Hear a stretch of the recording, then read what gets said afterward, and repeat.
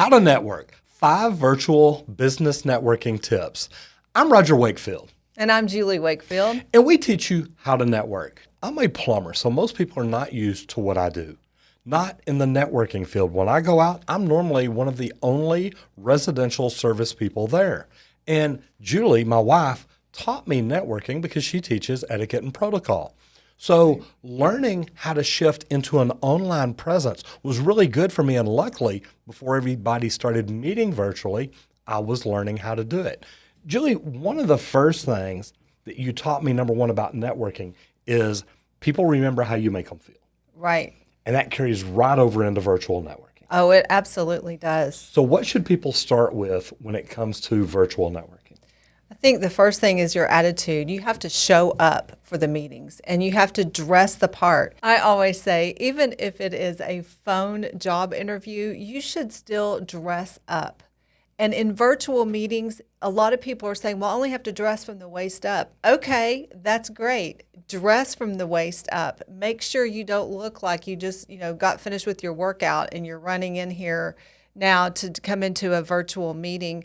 Show up and look professional. That also affects your mental attitude as well, too, because when you are dressed up, you feel better, and now you're there for business. And it's mental and physical. I mean, literally, when I do virtual meetings, I want to make sure I'm well rested. I want to make sure that I plan for it just like I would going out to a networking event.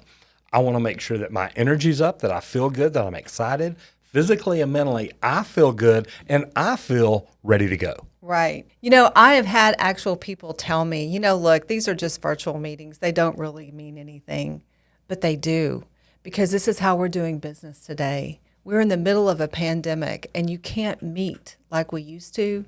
So make sure that you're taking your virtual meetings seriously and you're doing business today. And this is something that it's more than just a virtual networking meeting. Face-to-faces, getting to know somebody. And Julie's great at this, and I love watching her do it. She will come out of a meeting, a group meeting, and say, I just booked 3 face-to-faces. I just booked 5 face-to-faces. And these are literally, it's just like a networking group, just like a meeting, but literally now you're meeting one-on-one. And like we always talk to people about, this is not a sales call. Oh, no. This is a get to know you. People don't buy what you're selling, they buy you.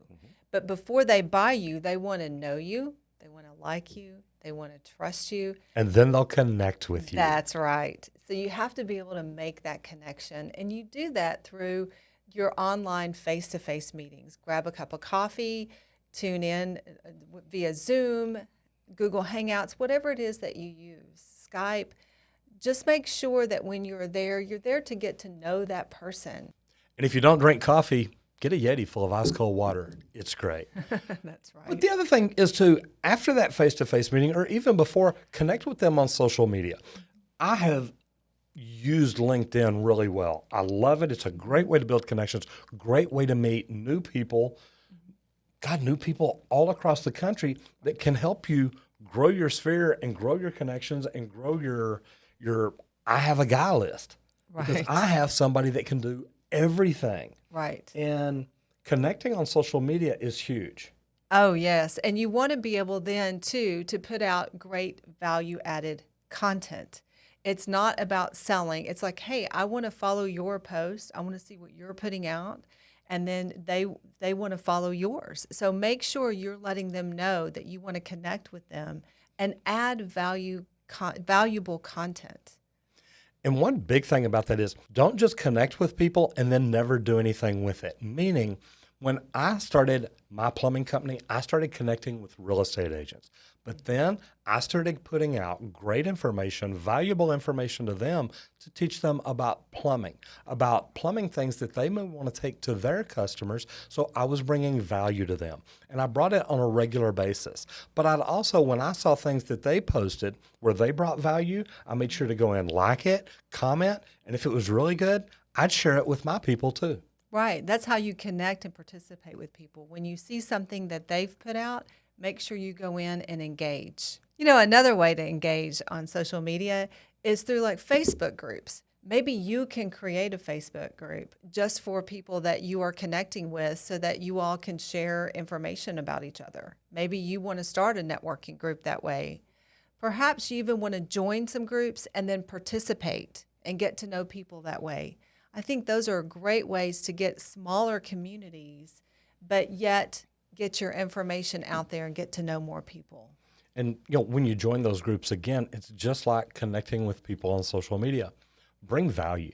Like Julie said, if you can go in and answer questions for people, you can help them, give them clear direction. Some people get it and some don't, but you may be able to bring value to them. And that's one thing, whether I'm networking in real life or virtually, when I'm looking at a group of people on a screen or meeting with people on a screen, my thought is just like it is if I go to a real networking event. My thought is, how can I bring value to them? How can I help them?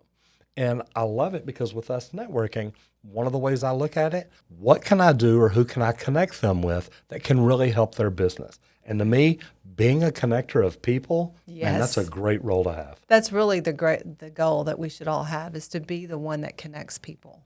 Absolutely. And a good way to look at it is, it's not that we are just trying to reach that person or sell to that person or anything like that. But if we can connect with that person and bring value to that person, imagine if every friend you had introduced you to every friend they had. Man, now that's a big circle. Right. Because we don't necessarily have to do business together, but we can do business through each other.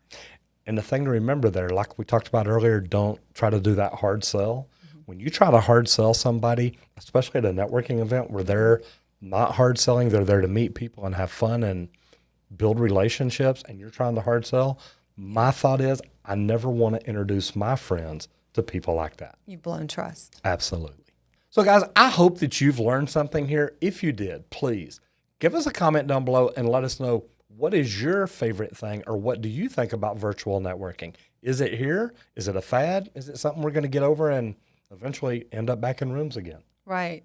And don't wait for the pandemic to be over. Start networking now, because your business is happening now. I'm Roger Wakefield. And I'm Julie Wakefield. And we're teaching you how to network.